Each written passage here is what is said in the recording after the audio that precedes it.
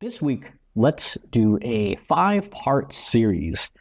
I was thinking about a book that, it's been more than a decade, maybe 2 decades since I read it. It was a book by Keith Ferrazzi called Never Eat Alone. It was all about the power of human networking and the idea that all good things in business come from hanging out with other people, making connections with them. It was a good book.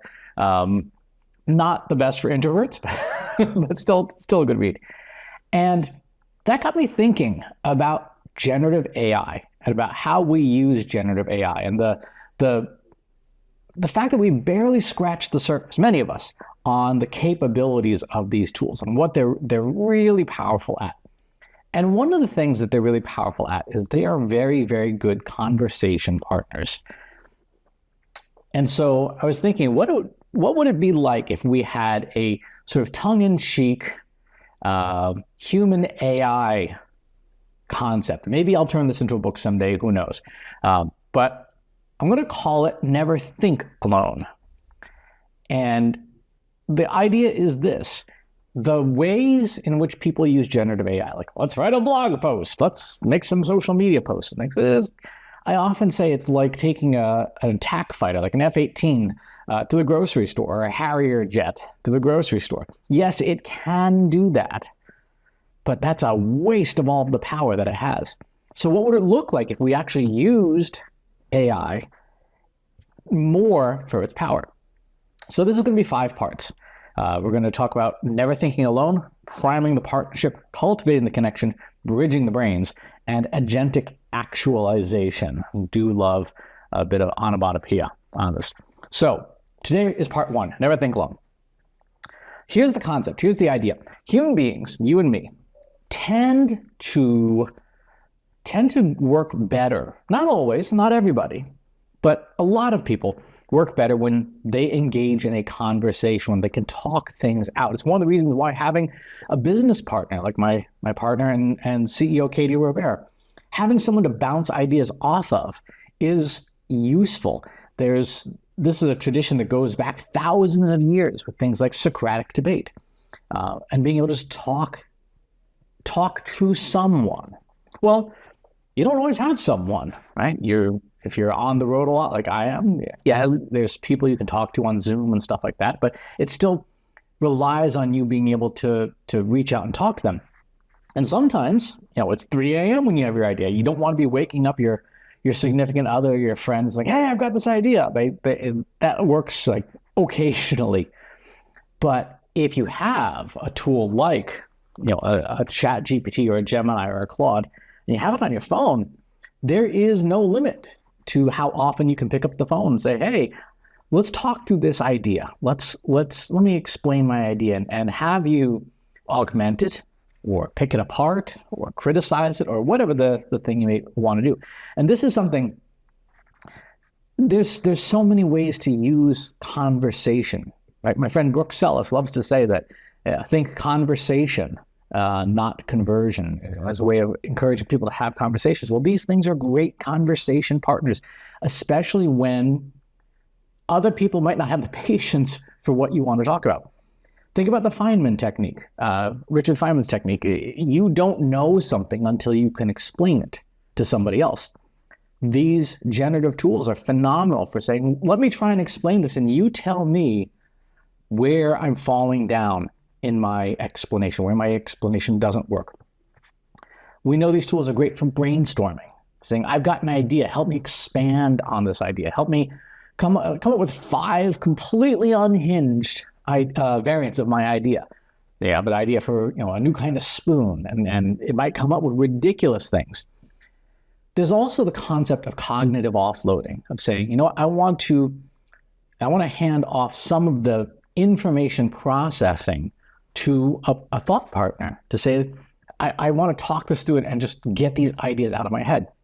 With a tool like ChatGPT or Claude or Google Gemini, when you open up the voice app, the mobile apps on these things, they store your conversation history, right? So in your conversation history, you have all the chats and things that you can put in here and have conversations. I was having one earlier yesterday about, human beings and thermoregulation. Like, why is it that we perceive 98 degrees Fahrenheit or 37 Celsius? Why is it we perceive it as warm when that's our body temperature? Shouldn't we feel comfortable at that body temperature because, we're having to do very little work to stay warm? And Gemini and I had a long conversation about why that's not true.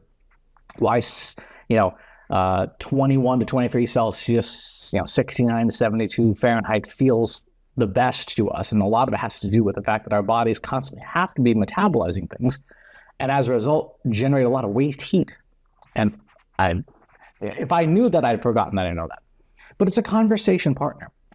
And yet it can store all of that extensive conversation. And then with the touch of a button at the bottom, I can say, summarize my conversation. Summarize all this crazy stuff that was foaming around I foamed at the mouth about, and turn it into something real and useful. So when I say never think alone, I really literally mean that. Don't think alone when you have these tools available to you. And you can use on-device ones if you want privacy. There's an app on the iPhone called Pocket Pal where you can load a version of Gemma that, again, it doesn't have to have the world's knowledge. It just has to listen and critique and talk back to you in some fashion. You can use the cloud services like Gemini or Claude or ChatGPT. And you can also ask them to fact check you and to take the perspective or persona of somebody else. Maybe you give it your ideal customer profile as the persona that you start talking to and say, let's have a conversation. You're going to be this person. Here's what we know about this person. Maybe you paste in a document as a starting point. And you have that conversation, say, what do you think? How does this make you feel? Never Think Alone is all about us having conversations with machines.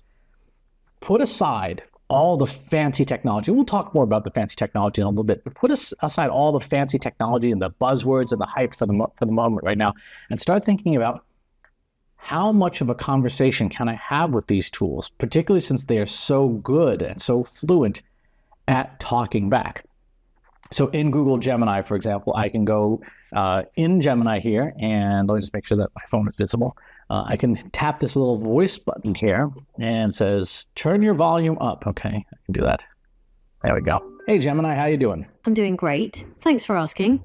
How about you? What's on your mind today? I can't complain too much. I'm thinking today about a new concept called Never Think Alone, which is based conceptually very roughly on the Keith Ferrazzi book, Never Eat Alone, and some ideas I had about how we could use generative AI and large language models to have conversations and get stuff out of our heads in a way that engages with a real conversation partner. That's a really interesting concept. It sounds like you're exploring how AI can help us think more creatively and collaboratively, kind of like bouncing ideas off a friend. Tell me more about how you envision this Never Think Alone idea working. So you see what I mean? It sounds close enough to human that for people who are creative, who are thinkers by talking, it's going to work really well for them. So this is part one on just setting the basics of Never Think Alone.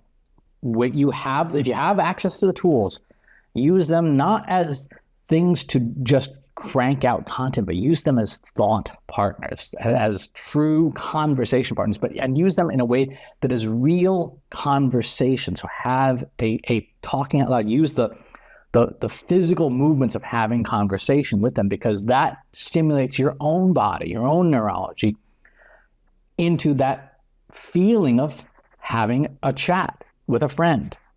So that's part one. In part two, we'll talk about priming the partnership. Stay tuned. Thanks for watching. I'll see you on the next one. If you enjoyed this video, please hit the like button. Subscribe to my channel if you haven't already. And if you want to know when new videos are available, hit the bell button to be notified as soon as new content is live.